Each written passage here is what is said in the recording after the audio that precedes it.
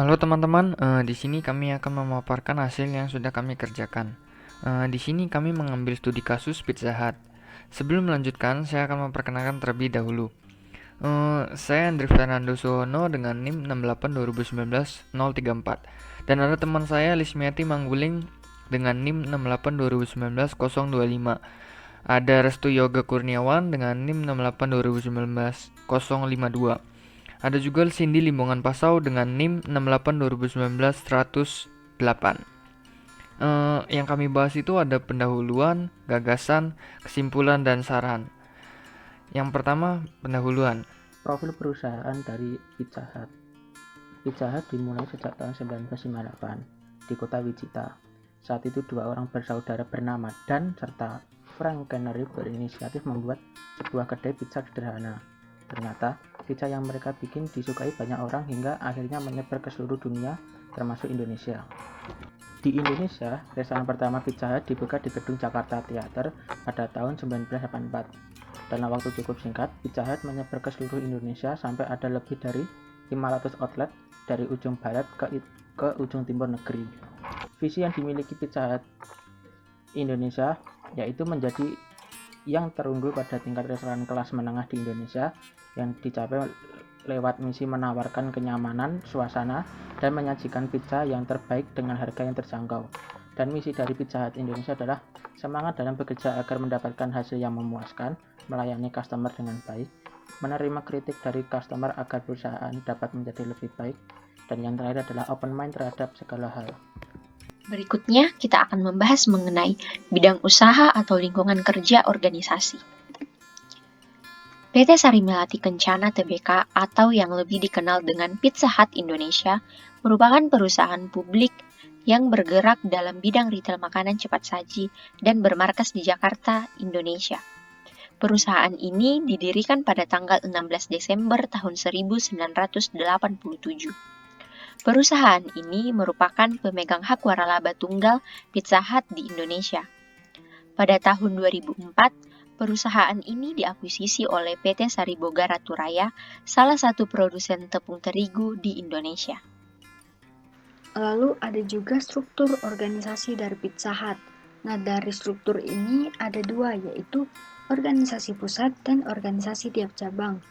Yang pertama, kita lihat struktur organisasi pada pusat. Nah, struktur organisasi pusat itu dimulai dari pemegang saham, lalu pemegang saham memiliki dua bawahan, yaitu direktur utama dan komisaris utama.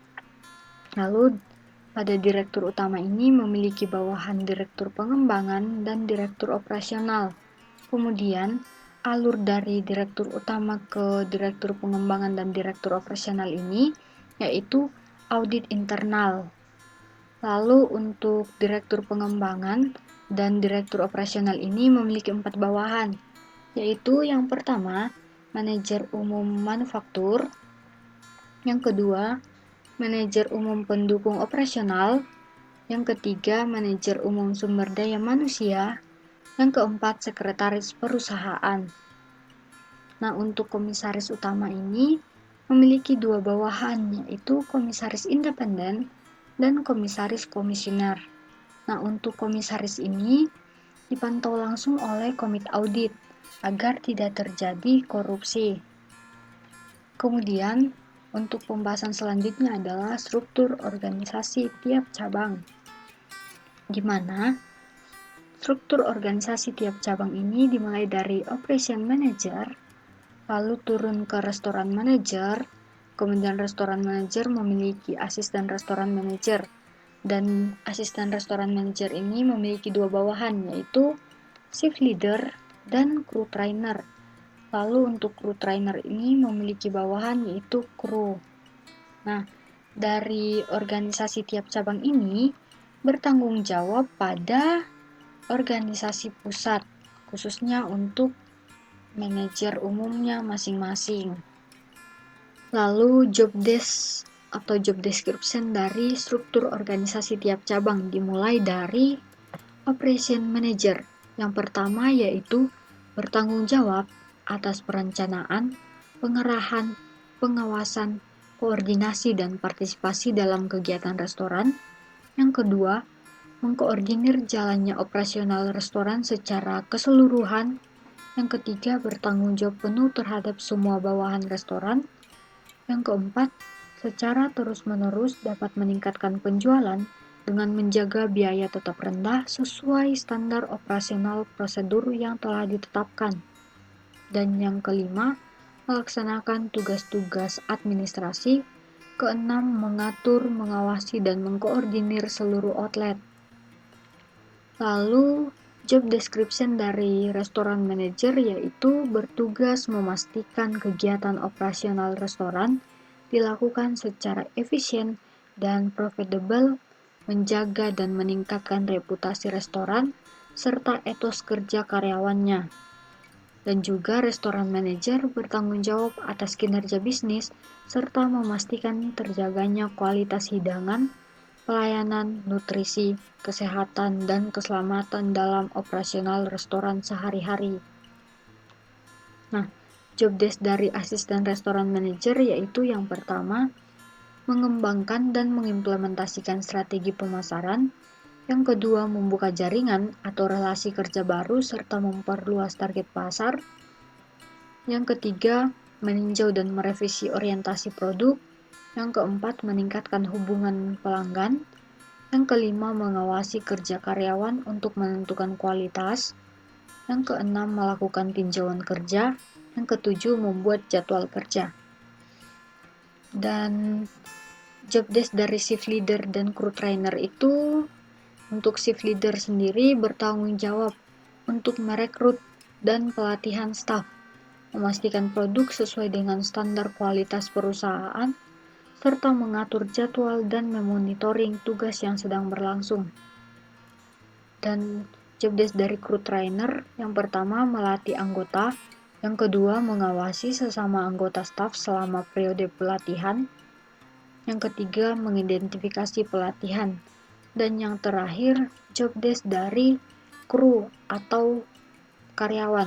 Yang pertama yaitu menyambut setiap pelanggan, yang kedua mempersiapkan sampel produk, yang ketiga menyajikan makanan yang aman dan lezat kepada tamu atau customer, yang keempat menjaga kebersihan restoran dan diri sendiri, yang kelima memberikan pelayanan yang ramah dan cepat.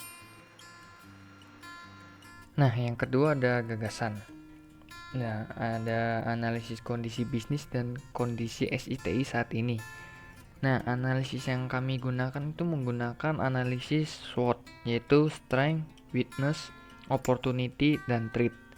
Nah, strength yang dimiliki oleh Pizza Hut yaitu merek dikenal luas oleh masyarakat Indonesia. Terus, rasa yang khas serta varian yang cukup banyak. Dan memiliki outlet yang banyak daripada merek lain. Dan juga sistem informasi yang dimiliki oleh Pizza Hut itu sudah baik sehingga konsumen dapat mengorder secara online. Nah, weakness-nya, inovasi dalam mengatasi pesaing masih sangat kurang. Ekspansi dalam memenuhi keinginan pasar yang sangat lambat. Terus juga harga yang relatif mahal. Opportunity, mengeluarkan jenis produk baru yang lebih berkualitas dan dapat bersaing dengan produk lainnya. Memperluas saluran distribusi, meningkatkan gaya hidup beberapa konsumen akan makanan, terus kerjasama dengan berbagai pihak lain. Nah, triknya, kompetitor yang memiliki produk yang sama, terus ada kenaikan biaya produksi, banyak konsumen yang mulai bosan, dan juga persepsi konsumen yang berubah dari fast food ke healthy food. Nah, ada model atau gambaran proses bisnis ideal. Ini adalah gambaran proses bisnis ideal yang dimiliki oleh Pizza Hut. Nah, teman-teman bisa melihatnya. Berikutnya bagian 3 yaitu kesimpulan dan saran. Untuk bagian kesimpulan, Pizza Hut merupakan perusahaan publik yang bergerak dalam bidang retail makanan cepat saji. Pizza Hut memiliki lebih dari 200 restoran yang tersebar di 22 provinsi di Indonesia. Pizza Hut memperluas bidang usahanya dengan mengeluarkan PHD atau Pizza Hut Delivery. Sistem informasi yang diterapkan Pizza Hut sekarang dapat memuaskan pelanggan. sehingga setiap peningkatan penjualan dan kendala-kendala operasional tidak mempengaruhi kualitas pelayanan Pizza Hut. Pizza Hut dengan tipe sistem informasi sekarang ini bisa bersaing dengan kompetitor-kompetitor lain karena keunggulan strategi yang dimiliki oleh Pizza Hut. Lalu kemudian ada saran. Pizza Hut harus selalu berinovasi dalam menjaga kualitas pelayanannya. Karena sejauh ini, sistem informasi yang digunakan oleh Pizza Hut sudah memberikan dukungan yang sangat baik dalam kualitas pelayanan dan membuat harga yang dapat dijangkau oleh semua orang.